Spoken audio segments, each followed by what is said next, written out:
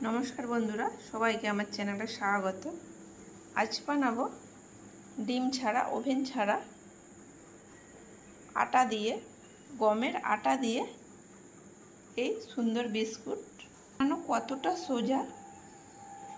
Dim छाड़ा कत सुंदर बिस्कुटगुली तैरी हयेछे, देखतेও असाधारण।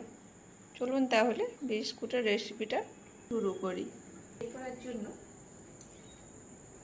নিয়ে নিয়েছি 1/3 কাপ ঘি। ঘিটা ঠিক এই রকম হতে হবে, একেবারে জমানোও নয় আবার একেবারে গলে যাওয়া ঘিও নয়। এখানে ঘিয়ের বদলে আপনারা বাটার ব্যবহার করতে পারেন, তেলও ব্যবহার করা যাবে, তবে সেক্ষেত্রে স্বাদটা অনেকটাই পার্থক্য হয়ে যাবে। তেল ব্যবহার করলে বিস্কুটের স্বাদ ঘিয়ের মতো হবে না। দিয়ে দিলাম 1/2 কাপ গুঁড়ো চিনি। নর্মাল আমরা বাড়িতে যে চিনি খাই সেই চিনিতেই মিক্সিতে দিয়ে গুঁড়িয়ে নিয়েছি। এর মধ্যে দিয়ে দেব 1 কাপ আটা। আর যে বিস্কুটগুলি আমি আটা দিয়ে তৈরি করব, দিয়ে দেব ওই কাপেরই 1/2 কাপ বেসন। বেসনটাকে আমি শুকনো খোলায় হালকা ভেজে নিয়েছি। মানে যে কাঁচা একটা গন্ধ থাকে, হালকা ভেজে নিলে সেই গন্ধটা আর থাকবে না। দিয়ে দেব অল্প লবণ, 3 চামচ গুঁড়ো দুধ। বাজারে যে 10 টাকার গুঁড়ো দুধের প্যাকেটগুলি পাওয়া যায়, আপনারা সেটিকেও ব্যবহার করতে পারেন। আপনাদের কাছে যদি মেজারমেন্ট কাপ না থাকে তাহলে যে কোনো বাটি কিংবা কাপ মেপে সব কিছু নিয়ে নিতে পারেন। সেক্ষেত্রে একটি বাটি কিংবা একটি কাপে ব্যবহার করবেন। সব কিছু যেমন মাপ দেখাচ্ছি সেই মাপে তৈরি করে নেবেন। সব কিছু একসাথে মিশিয়ে নেব। খুব ভালোভাবে মেখে নিয়েছি। এরকম চাপ দিয়ে মুঠো করলে মুঠো হয়ে যাচ্ছে। এবার এর মধ্যে দিয়ে দেবো কিছুটা ছোট এলাচের বীজকে আমি চিনির সাথে গুঁড়িয়ে নিয়েছি, সেটি দিয়ে দিলাম। এখানে আপনাদের যদি এলাচের গন্ধ পছন্দ না হয় তাহলে বিস্কুটে এলাচ গুঁড়ো দিলে একটি খুব সুন্দর গন্ধ আসে।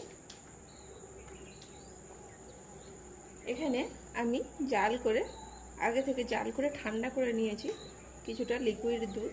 এবারে অল্প অল্প দিয়ে একটি ডো তৈরি করে নেব। অল্প অল্প করে দেব, একবারে দেব না।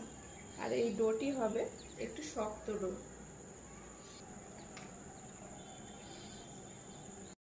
খুব ভালো করে মেখে নিয়েছি, দেখে বুঝতে পারছেন বিস্কুটের ডোটি কেমন হয়েছে।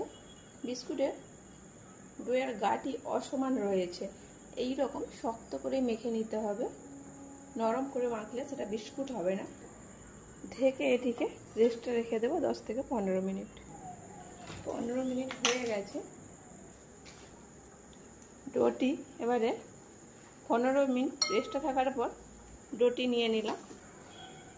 এবারে ডোটি নিয়ে নিলাম, অপর প্রান্তটা নিয়ে ঢেকে দিলাম। এবারে এটি বেলে নেব। এটি গা ফেটে যাবে, এটা ভয়ের কিছু নেই।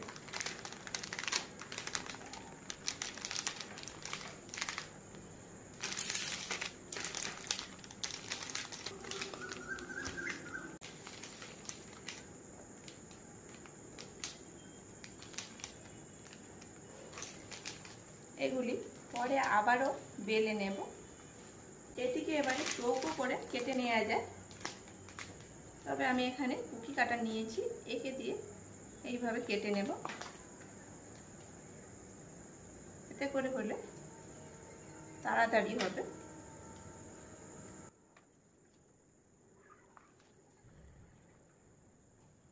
কেটে নিয়েছি।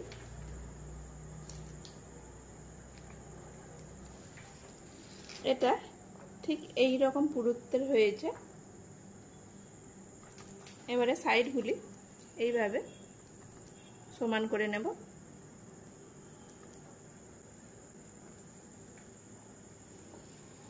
এবারে একটি ছুরি কিংবা চামচের পেছন দিয়ে এইভাবে কাট লাগিয়ে নেব।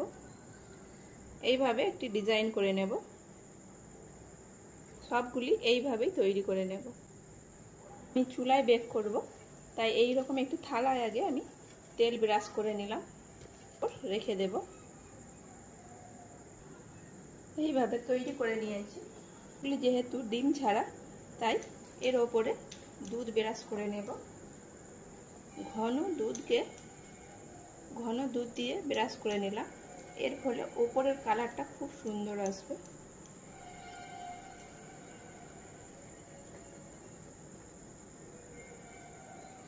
গুঁড়ো চিনি ছড়িয়ে দিলাম।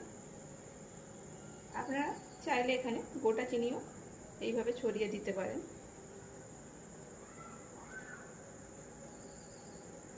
বিস্কুটের ওপরে কালারটা আরো সুন্দর আসবে। এইভাবে সবগুলি তৈরি করে নেব। গ্যাস জেলে একটি কড়াই বসিয়ে দিয়েছি, 10 মিনিট এটিকে প্রি হিট করে নিয়েছি।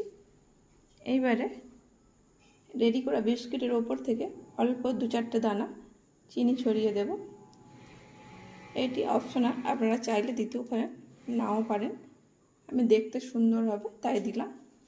এবারে খুব সাবধানে এটিকে বসিয়ে দেব। 30 থেকে 35 মিনিট এটিকে বেক হতে দেব। 30 মিনিট পর ঢাকনা খুলে দেখে নেব বিস্কুটগুলি হয়েছে কিনা। বিস্কুটগুলি হয়ে গেছে, এবারে নামিয়ে নেব। বিস্কুট সাজিয়ে নিয়েছি, ওপর থেকে একটু পেস্তা ছড়িয়ে দিয়েছি। বিস্কুটগুলি দেখতেই অপূর্ব হয়েছে। বিস্কুটটা দেখুন কতটা খাস্তা হয়েছে, অল্প চাপ দিতে ভেঙে গুঁড়িয়ে গেল। ডিম ছাড়া, ওভেন ছাড়া কত সুন্দর বিস্কুটগুলি তৈরি হয়েছে। রেসিপিটা ভালো লাগলে লাইক, শেয়ার, কমেন্ট করবেন এবং সাবস্ক্রাইব করে আমাকে সাপোর্ট করবেন। এতক্ষণ আপনাদের মূল্যবান সময় নিয়ে ভিডিও দেখার জন্য অনেক ধন্যবাদ।